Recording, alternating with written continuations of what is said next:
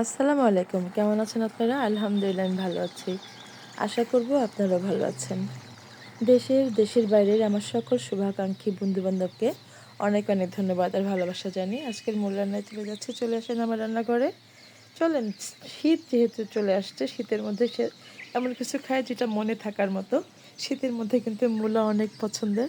আমার ভালো লাগে, সেজন্য আমি আজকে তৈরি করে নিলাম। দেখেন, এত সুন্দর মূলা রান্না করব, এত মজা করে রান্না করব, আপনি মাংস খেতেই চাইবেন না। আমার এত ভালো লাগার খাবার এটা, খুব পছন্দের। সেজন্য আমি এত সুন্দর করে বলছি। আর সুন্দর করে রান্না করে দেখাবো আপনাদেরকে। চলে আসেন। আমি এখানে মূলাটা কিন্তু সিদ্ধ করে নিয়েছি। ভাপ করে সিদ্ধ দিয়ে একটু পানি ফেলে দিতে হয়। এটা কিন্তু অবশ্যই মনে রাখবেন। এখানে মোটামুটি ভালোই মূলা নিয়েছি। ৩ মুঠার মতো হবে। ধুয়ে ভালো করে পানি ছাড়িয়ে বড়, বড় করে একটু লম্বা করে কেটে নিয়েছি। আর এটাকে এখন ভাপে দিয়ে দিব চুলার মধ্যে। প্রায় ৫ থেকে ৬ মিনিটের মতো ভাপ দিলেই কিন্তু এটা সিদ্ধ হয়ে যাবে। অবশ্যই মূলাটা রান্না করার সময় সিদ্ধ দিয়ে যে ভাপের পানিটা, এই পানিটা ফেলে দিবেন। ফেলে না দিলে মূলা খাওয়ার একটা গন্ধ লাগবে। আর যারা মূলা খান তারা তো জানেন, যারা খান না তাদের জন্য এই টিপসগুলো। পুরো ভিডিওটা দেখবেন, তাহলে অনেক কিছু শিখতে পারবেন। আর এমনভাবে মূলা রান্না করবেন, আপনার হাতের মূলা সবাই খেতে চাইবে। আমি একটু লবণ, একটু সয়া সস, একটু হলুদ দিয়ে এই চিংড়ি মাছগুলোকে মেখে রাখলাম। আর চিংড়ি মাছের খোসাটা আমি ফেলে দিয়েছি, রাখিনি। দেখেন, আমার কিন্তু মূলাটা আলুটা একসাথে দিয়ে দিয়েছিলাম। আর মোটামুটি সিদ্ধ হয়ে গেছে, বেশি সিদ্ধ করা যাবে না, তাহলে আলুটা ভেঙে যাবে। বেশি সিদ্ধ করলে ভালোও লাগবে না। ৫ থেকে ৭ মিনিটের মধ্যে এটা বলক চলে আসবে, ঢেকে দিবেন। দেন এটা পানিটাকে ঝেড়ে ফেলে দিবেন, ছেঁকে নেবেন অবশ্যই বলবো। দেখেন আমার সিদ্ধটা কেমন হয়েছে, প্রায় 60% মতো সিদ্ধ হয়ে গেছে। এরপর যে এটাকে আমি ঢেলে দিলাম একটি স্ট্রেনারের মধ্যে।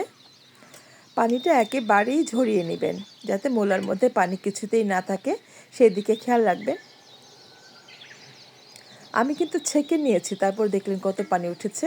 একটা প্যানের মধ্যে পেঁয়াজ আর কাঁচামরিচ দিয়ে দিলাম তেল গরম করে। এটা একটু হয়ে যাবার পরে, একটু যখন সুগন্ধ বের হবে কাঁচামরিচ আর পেঁয়াজ ভাজার, দেন আমি চিংড়ি মাছটা দিব।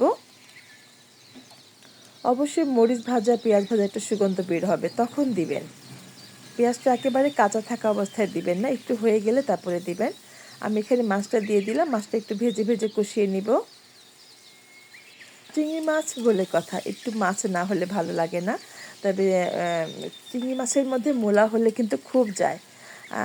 তো আমি আসলে, আপনারা মূলাটা পুঁটি মাছ বা কী বলে খলিশা মাছ, ওটা দিয়েও কিন্তু খেতে ভালো লাগে। সেটা আমার কাছে ছিল না, আমার কাছে চিংড়ি মাছ ছিল, চিংড়ি মাছ দিয়ে করে নিলাম। যদি আপনাদের সম্ভব হয় তাহলে আপনারা পুঁটি মাছ দিয়েও খাবেন। এখানে আদা বাটা রসুন বাটা আমি একটু দিলাম, আমার যেহেতু মাছ খেলে এটা একটু লাগে, আমার ভালো লাগে। আপনাদের ভালো না লাগলে দিবেন না, কিন্তু আমার খুব ভালো লাগে। আদা বাটা রসুন বাটা আমি 1 চামচের মতো দিলাম। এটার সাথে একটু পানি দিলাম মাছটাকে কষিয়ে নেওয়ার জন্য। আর এখানে আপনারা মনে রাখবেন, অবশ্যই মূলার মধ্যে কিন্তু মশলা কম যায়। আমি 1/2 চামচের মতো ধনে গুঁড়া, জিরা গুঁড়ো, 1/2 চামচের মতো হলুদ গুঁড়ো, 1/2 চামচ মরিচ গুঁড়ো, আপনারা দেখতে পাচ্ছেন আমি ছোট একটা চামচ দিয়ে দিচ্ছি। অল্প করে মশলা দিবেন, যাতে বেশি লাল লাল হয়ে না যায়, বেশি কড়া মশলা না হয়, সেদিকে অবশ্যই খেয়াল রাখবেন। লাউ, মূলা এগুলোর মধ্যে কিন্তু মশলা কম যায়। আর লবণটা অবশ্যই পরিমাণ মতো দিবেন, দেখে শুনে তারপর লবণটা দিবেন। এই মশলা দিয়ে মাছটা একটু ভেজে নিয়ে তারপরে কষিয়ে নিলাম। কষানো হয়ে যাবার পরে মাছটাকে আমি তুলে নেব। বন্ধুরা, যারা নতুন রাঁধুনি তারা কিন্তু পুরো ভিডিওটা ফলো করে রান্না করবেন, অনেক মজার হবে।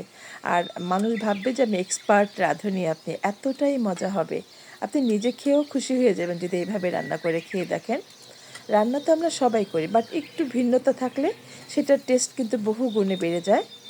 মাছটা আমার প্রায় কষানো হয়ে গেছে, মাছ কিন্তু একেবারেই রান্না হয়ে গেছে। আমি এই পর্যায়ে তুলে নিলাম। এই মশলার মধ্যেই আমি মূলাটা দিয়ে দিব। মূলাটা দিয়ে সুন্দর করে একটু কষিয়ে নিব। একেবারেই ঝরঝরে করে নিয়েছি পানি ফেলে দিয়ে। সেই দিকটা খেয়াল করবেন, এখানে কিন্তু কিছুতেই পানি থাকা যাবে না, ভালো করে ঝরিয়ে নেবেন। খুব মজা, ভীষণ মজা। আমি বলবো সবাই তো রান্না করি, একটু ডিফারেন্ট ওয়েতে রান্না করলে না, এটার টেস্ট বহু গুণে বেড়ে যায়। খাবার একটা শিল্প, রান্না একটা শিল্প। আপনি যখনই এটাকে ডিজাইন করে রান্না করবেন, এটার টেস্ট কিন্তু অন্যরকম হবে। সাধারণ খাবার আমাদের বাঙালি খাবার, বাট এটা কিন্তু অনেক বেশি মজা করে রান্না করা সম্ভব। আমি একটু ঘুরিয়ে ফিরিয়ে সুন্দর করে মশলাটা মাখিয়ে দিচ্ছি। এই পর্যায়ে ঢেকে দিব, ঢেকে ঢেকে ভালো করে কষিয়ে নিব। এই যে কষানো, আমি কিন্তু অনেক সময় বলে দিই যে আপনারা মাংসটা মাছ রান্না করব বা যেটাই রান্না করব, মাংস রান্না করব, কষানো যদি ভালো হয় আপনার রান্না মজা হবে। আপনি একটু দাঁড়িয়ে থেকে সুন্দর করে কষিয়ে নেবেন। এই জায়গাটায় হচ্ছে রান্নার মূল গোপন টিপস হচ্ছে এই জায়গাটা সুন্দর করে কষাতে হবে। কষানো হয়ে গেল, আমি একটু পানি দিয়ে দিলাম। যতটুকু পানি খেতে চান, যে পরিমাণ পানি খেতে চান বা আপনাদের পরিবারের সদস্য অনুযায়ী কতটুকু মূলা দিচ্ছেন, আমি সমান সমান করে দিলাম। আপনারা দেখতে পাচ্ছেন এটা এখন বলক তুলে নিব, ঢেকে দিব আমি। বলক চলে আসছে বন্ধুরা। একটা রান্না করতে 40 থেকে 50 মিনিটের মতো সময় লাগে। সেক্ষেত্রে আমরা সেই রান্নাটাকে 7 থেকে 8 মিনিটের মধ্যে নিয়ে আসি। আপনাদেরকে ছোট করে মূল বিষয়টা দেখিয়ে দিই, যাতে আপনারা রান্না করলে অ্যাজ ইট ইজ রেজাল্ট পাবেন। রান্না হয়ে গেলে ওই যে আমি যেটা করি, ধনেপাতা আর একটু কাঁচামরিচ দিয়ে দিব। এটা কিন্তু আমার খুব ভালো লাগার একটা কি বলে প্লেস, যে আমি রান্না করলে আমার নিজের মতো করে রান্না করার চেষ্টা করি। ইভেন যেটা দিলে মজা হয়, যেটা না দিলেই না।